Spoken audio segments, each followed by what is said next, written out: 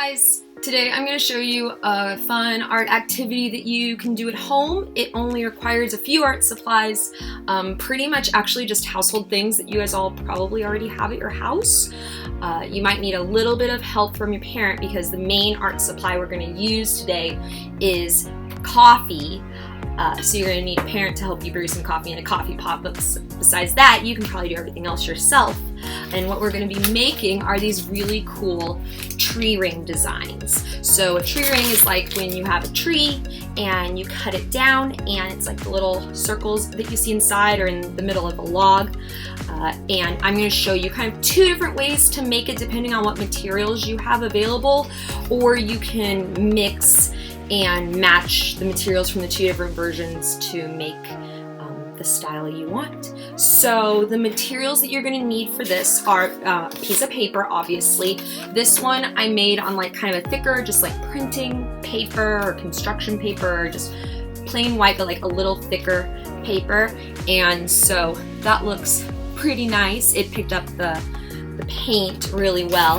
This one I made on just like a piece of notebook paper. You can see it has the little three rings and the red line that kind of bled a little bit. I actually like this one more. It's much wrinklier. I might iron it later to flatten it out.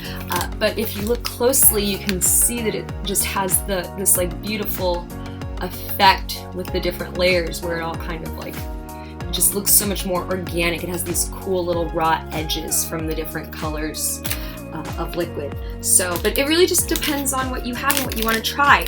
The other materials you're going to need are some kind of drawing material to draw your lines. So if you look closely, this has just black lines. I just drew that with an old pen that I think I accidentally took from a restaurant.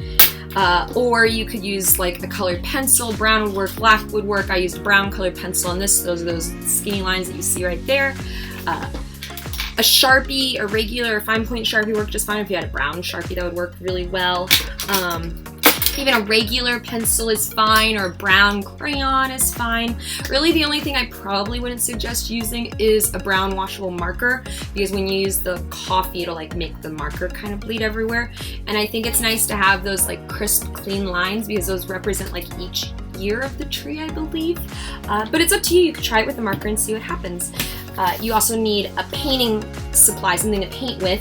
So if you have a paintbrush, awesome, use a paintbrush. This one that I did on normal paper, I used normal paintbrush. This one that I did on notebook paper, I pretend like I didn't have a paintbrush, so I made up a couple different materials you could paint with. First, I tried making a paintbrush.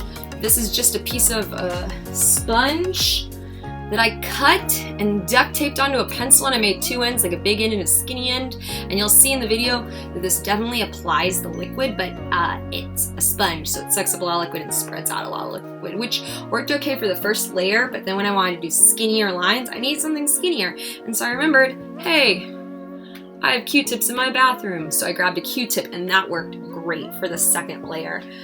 You could even, if you wanted to cover the first layer with the shade of your brown, just use like a regular sponge, because then you can wash it instead of cutting it up, and then your mom won't get mad at you, because I think this was my only sponge and now I cut it up. And the last thing you need, is coffee. So you'll see in the video, I start with 3 glasses. Just have a parent or a big brother or sister or somebody around brew up some coffee for you, or if your parents get done with their Starbucks and they're gonna throw it away, ask if you can use it. So in the video I started with regular coffee, and I had 2 other glasses, and those other glasses were glasses that I mixed with different amounts of water to make it lighter, to try to have like a dark, medium, and light. But in the video you'll see that the dark wasn't very dark, and so the lights were way too light. So about halfway through the video, for the second layer, to get my darker browns, I took my darkest one, and I went and I left and I brewed it again. And the way to make coffee darker is you take that liquid, dump it back into the coffee maker, but brew it over new grounds. So if you just brew it over the same grounds, it's already taken all like the coffee through it. It won't get any darker really. I tried that the first time and it didn't work. But I took the coffee that I made, dumped some new grounds into the top of the pot, and brewed it again, and it got darker. And so I guess you could brew it again and again and again and get it really dark if you want. My other problem was I buy the really cheap light coffee. So if your family buys like the darker, you know, like French roast or something, you might not have to do that, but I did. So that's all you need. I'm gonna show you how to make these awesome things, and I hope you enjoy. Alright, so first you're going to start out by drawing the rings. So on this regular piece of paper, I'm just using a brown colored pencil, and I'm just drawing the rings inside a tree. So I'm just thinking about like something somewhat circle-like, but with some bumps and with some imperfections. Just following around that shape again and again and again around the outside edges until it completely fills up the paper.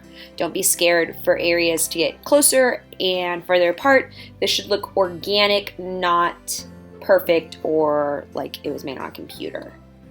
On the second piece of paper, I'm actually just going to use a black pen, just like a pen that you would get from a restaurant, or like a ballpoint pen, and I'm just going to do the same thing. Alright, now we're going to start painting our tree rings. So for my first paper, I'm just going to use a regular paintbrush, and I'm just going to take some of the coffee and follow around the rings. I'm just going to leave some space between them. This doesn't have to be perfect. You could follow around a whole ring, or stay closer to the inside of the line or the outside of a line, or paint right along the top of the line. But the key here is to just give it some variety and leave some empty space to go back with darker or lighter tones. Now I'm going to grab my homemade brush, that's just my little piece of sponge taped onto a pencil, and I'm going to go ahead and do the same thing for my second piece of paper that's just drawn on my notebook paper. This one, because the notebook paper is a little bit thinner, you're going to see the coffee is just going to spread out more, which is fine. That's not going to hurt anything. It's just going to fill in more space quicker.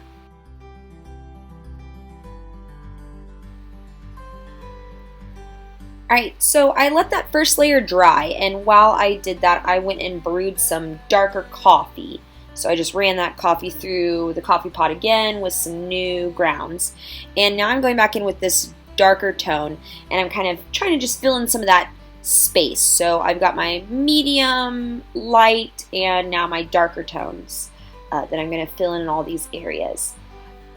You can experiment with doing this while the rest of the paper is still wet, or just a little bit damp, or completely dry.